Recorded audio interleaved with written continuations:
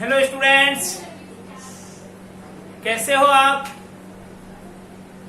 आइए आज हम आरओ में मियां नसरुद्दीन पाठ का अंतिम पाठ पढ़ते हैं। हमने पिछले वीडियो में आपको बताया कि लेखिका कृष्णा शोभती मियां नसरुद्दीन के उस ढाबे पर पहुंचती हैं जहां वह रोटी बनाया करता था और उनसे बातचीत करके उनकी सारी जानकारियां प्राप्त करना चाहती है। रोटी किस किस्म की होती है, वो कैसे बनाते हैं, यह उन्होंने अभ्यास कहां से सीखा, क्या उन्होंने इसको सीखने के लिए कोई शिक्षा प्राप्त की, इन सब की जानकारी प्राप्त करना चाहती हैं। लेकिन मियां नसरुद्दीन सारी बातों को हवा में उड़ा देता है, सारे प्रश्नों को, और सही जवाब नहीं दे पाते हैं। इस बीच जब वो बात ही कर रहे थे कि रोटी कैसे पकती है, आंच से पकती है, मतलब बात को घुमा फिरा करके जवाब दे रहा था, फिर अचानक रास्ते में कोई दूसरा आदमी जाता हुआ दिखा। इस बीच मियां ने किसी और को पुकार लिया और कहने लगे, मियां रहमत इस वक्त किधर को। अरे उस लौंडिया ने आपको रुमाली लेने नहीं आई अभी। रुमाली रोटी का नाम है। रूमाल देखा है, हैंडकरचीफ, रूमाल की तरह फोल्ड होने वाली, 4-5 बार फोल्ड हो जाती है वो रोटी, इस प्रकार की रूमाली रोटी कहलाती है। तो वो कह रहे हैं कि वो लड़की रूमाली रोटी लेने नहीं आई आपकी, शाम को मंगवा लीजिए, अर्थात शाम को मंगवा लेना। मियां एक बात और आपको बताने की जहमत उठानी पड़ेगी। कृष्णा शोभती ने पूछा कि मियां आपको एक बात और बताने के लिए कष्ट उठाना पड़ेगा। मियां ने एक और बीड़ी सुलगा ली थी, जो कुछ फुर्ती पा गए थे। पूछिए। अरे बात ही तो पूछिएगा, जान तो नहीं ले लेंगे, उसमें भी अब क्या देर, 70 के हो चुके। फिर जैसे अपने से कहते हैं, वालिद महरूम को कूच किए 80 पर क्या मालूम हमें इसी मोहल्ले जितनी मोहलत मिले न मिलते। यानी पिताजी तो 80 वर्ष के होकर के गुजरे थे, हम 70 के हो गए, पता नहीं हम 80 वर्ष तक जिए या नहीं जिए। इस मजमून पर हमने कुछ कहते नहीं बना। जब उन्होंने ये जो कुछ शब्द कहे, उनके इस कथन पर हम कुछ नहीं कह पाए और हमने कहा कि अभी यही जानना था कि आपके बुजुर्गों ने शाही बावर्ची खाने में तो काम किया ही होगा। मियां ने बेरुखी से टोक दिया, अनमने मन से टोका कि वह बात तो पहले ही हो चुकी ना, कि हमने बादशाह सलामत किया, खूब रोटी पकाई और खूब खाई,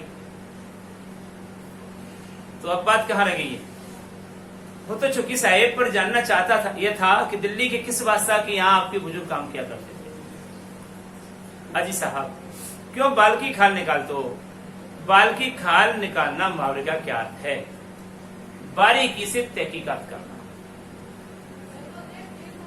तो ये कह दिया ने, बादशाह के यहाँ काम करते थे, सो करते थे। अब ये इससे क्या लेना देना कि कौन से बादशाह के यहाँ काम करते हैं, फेंक रहा ऊंचा ऊंचा। तो सो क्या ये काफी नहीं है। हम किसी यानी हंसिया से, यानी मन महसूस कर हंसे, झूठी हंसिया से है तो काफी, पर जरा नाम ले देते तो उसे वक्त से मिलान कर लेते।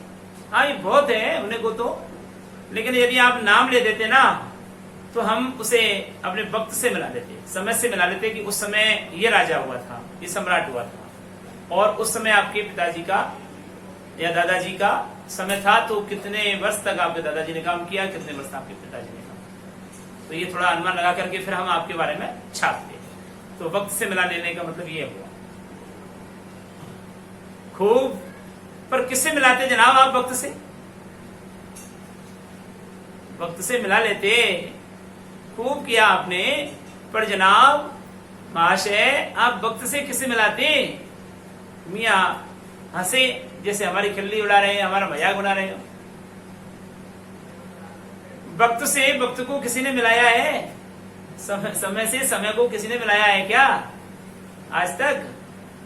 खैर पूछिए, किसका नाम जानना चाहते हैं आप?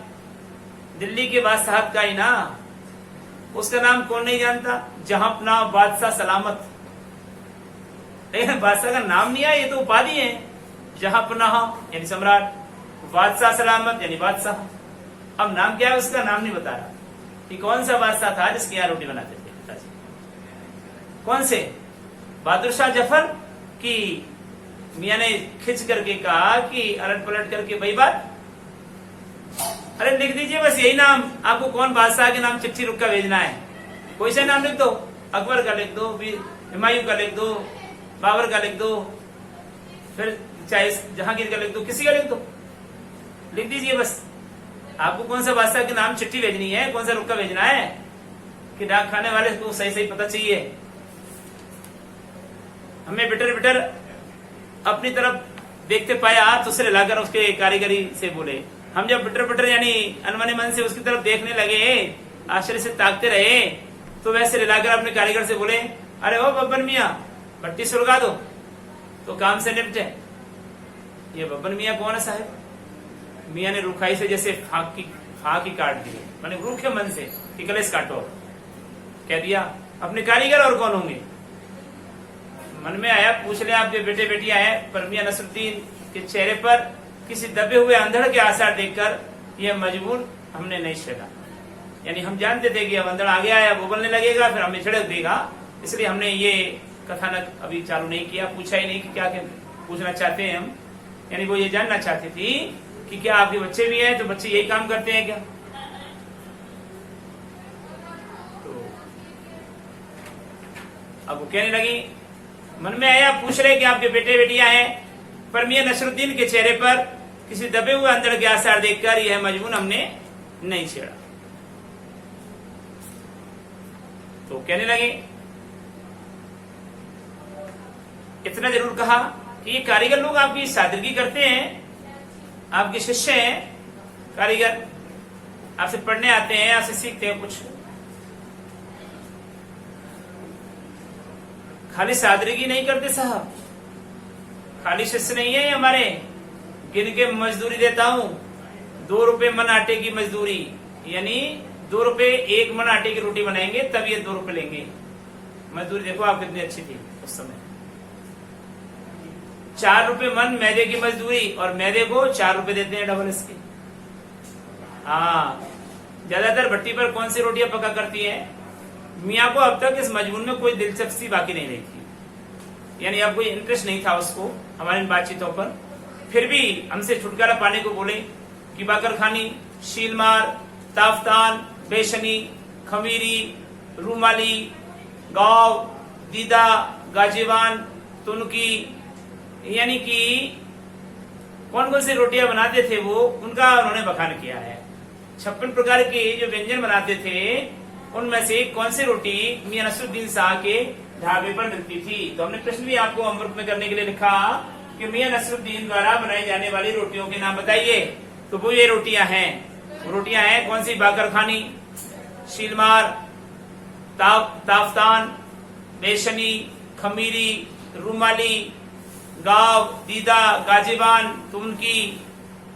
फिर तेवर चढ़ाकर हमें घूरकर कहा कि तुनकी पापड़ से ज्यादा महीन होती है। अभी तो वो कितनी पापड़ जितना बारीक होता है ना, उससे भी ज्यादा बारीक होती है। क्या? उनकी तुनकी पापड़ से ज्यादा महीन होती है। महीन, हाँ, किसी दिन खिलाएंगे आपको। एक मियाँ की आंखों के आगे कुछ कौंध गया, चमक आ गई, एक लंबी सांस भरी और फिर किसी गुमशुदा याद को ताजा करके कहा, उतर गए वे जमाने और गए वे कद्रदान। अब वो जमाने नहीं है, अब वो कद्र करने वाले नहीं हैं, अब इज्जत करने वाले नहीं हैं। खाने का जो पकाने खाने की कद्र जानता हो, मियाँ अब क्या रखा है, निकाली तंदूर से निंगली और हजम। अब चाहे कच्ची दे दो चाहे पक्की दे दो, कैसी भी दे दो, तारीफ नहीं होगी, बस पेट भरा, खा गई, छुट्टी।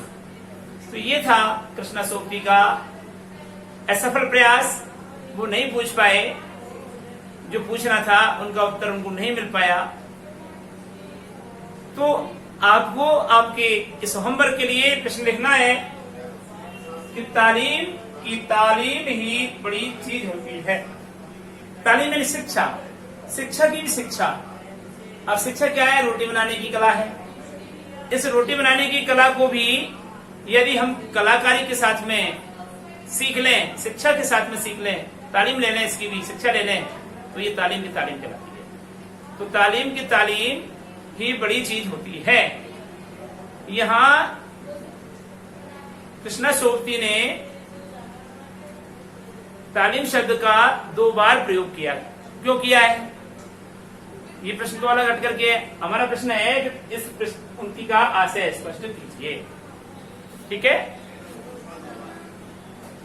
तो ये चीजें हैं। यह लेखक न होकर के यह लेखिका है, कृष्णा सोबती लेखिका का नाम है। तो ये था आपका आज का वीडियो। अगले वीडियो में हम आपसे फिर मुलाकात करेंगे। तब तक के लिए हम आपसे इजाजत देते हैं। नमस्कार।